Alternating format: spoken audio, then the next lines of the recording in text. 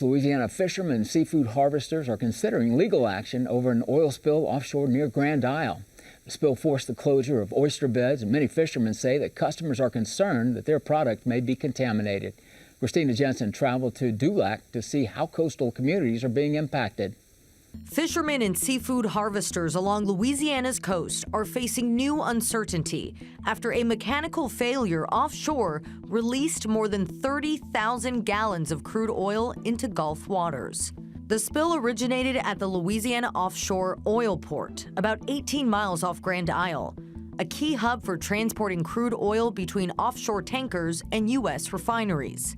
Officials say it happened during a transfer operation when a cargo hose failed, sending oil into the water. Roughly 27,500 gallons have been recovered, leaving nearly 4,000 gallons unaccounted for. Loop says the response now includes 667 personnel, 114 vessels, and nearly 30 miles of protective boom deployed to contain the spill. Leading the response, a unified command made up of the U.S. Coast Guard, the Louisiana Oil Spill Coordinator's Office, and Loop. State agencies are also monitoring impacts. The Louisiana Department of Wildlife and Fisheries is tracking impacts to shrimp, crab, and other marine life, while the Department of Health has closed oyster harvesting in Basin 12 as a precaution. Shrimp and crab areas remain open for now, raising questions across the industry. I'm here on the Dulac docks where generations have made a living off these waters. Now, many are watching, concerned about what could be at risk. For people like Terrebonne Parish Councilwoman Kimberly Chauvin, who also works as a shrimper, those concerns are deeply personal. This is my passion. I live, eat, and breathe this stuff. So when it comes to our industry, whether it's going to be oysters, crab, finfish, or shrimp, I want questions answered. But she says the biggest issue right now is a lack of clear answers. Our question was, if you're sightseeing and you say oysters because there's oil, then why have you left crabs open? Why are you doing shrimp? Because we aren't getting any protocols from anybody. Those questions still largely unanswered. LDWF says it began collecting shrimp samples last week and is now testing crab and finfish, with results sent to LDH for analysis. But when it comes to closing waters, LDWF says it doesn't make that call alone.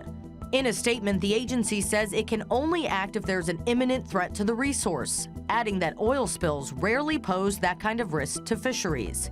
However, it says the presence of oil may still be a threat to human health, and that it relies on LDH and LDEQ to make that determination. The agency adds it would close areas to harvesting if those agencies find that coming into contact with the water or consuming seafood from the area is not safe. Meanwhile, those working the water say they're left without clear protocols, navigating a potential risk with little guidance. Because it's concerning to me because I go from boat all the way to distribution. I had to call all of my customers on my own, but I let them know about the oysters so that they could prepare themselves not to go buy from those areas. Have you noticed a decline in sales? That's something that we're looking at right now in our sales. I'm praying not, because I don't want it to happen. The oyster people definitely are because they're closed. And the crab fishermen are experiencing a great deal of issues and problems, so I'm sure that they are because they're having to throw their crabs back over. And she says the timing couldn't be worse. This spill comes during a critical spawning period when shrimp, crab, and fish are at their most vulnerable. Whether it's fish, whether it's crabs, shrimp larvae is on top of the water. That oil is doing damage to that part, and this oil is Venezuelan crude. This is a tar-like substance, which makes it harder to clean. I could say, well, why don't you look at the 2022 oil spill? This is a 10 compared to that one. It's in our estuaries. BP oil did not hit our estuaries as bad, so this is detrimental to the seafood industry. As concerns grow, legal action is already taking shape. Attorney Cy Broussard is building a potential class action lawsuit tied to this spill. The fisheries are closed, or if they can't sell their catch, or if there's people just simply not buying their catch because they think that it's contaminated. There'll be property damage claims for fishermen that are out there and their vessels are getting oil on them or on their nets. Broussard says affected oyster farmers can begin filing claims or reporting damages either in person or through the claims hotline. Loop has also set up a site in Dulac where crews are collecting damaged equipment from the spill. We have clients right now who are they're out of work and they have no way to have an income to pay their bills. So we intend to hold the responsible parties accountable. I'm back here on the Dulac docks where this community is still on edge. People here are preparing for what could come next, keeping their boats and equipment ready.